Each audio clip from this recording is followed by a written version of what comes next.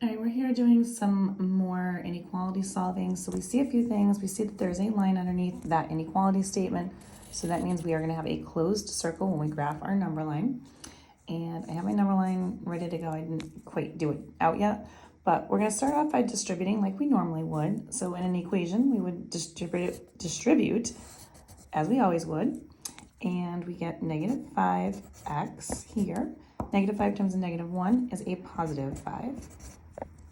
Sign stays the way that it is, and then we have 10. Now, in again, normal fashion, we would start off by getting rid of that 5. So we're going to do opposite of operation, which is a negative 5. We're subtracting a 5. Now, when we bring this down, don't forget that that is a negative 5x. The sign is greater than or equal to, and then 10 minus 5, which is 5.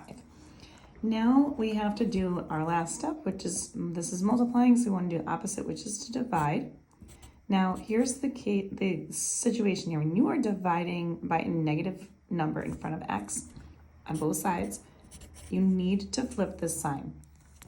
That is because negative times negative is a positive number when you multiply. It also happens with division as well.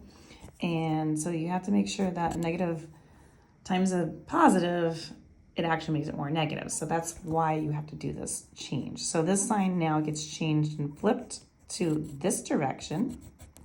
So that's the huge difference right here. And that's one thing you have to remember when dealing with inequalities that you have to do. Only when it's a negative that you are dividing or multiplying by. And then now I have my answer, which is negative 1. It's either equal to it or it's going to be less than negative 1. So you're going to put a number line together. We'll call this negative 1. This is 0, 1, 2. We'll do some negative numbers over here. Now again, different from this one. This one did not have a line underneath it, so it's an open circle. This one is going to have a closed circle because of the line underneath it right here. On the 1, or negative 1. So you put a closed circle like that. And then if x is on this side, the left-hand side of the inequality, then the arrow points like that to this direction. So that is the way that you want to graph it visually on that part.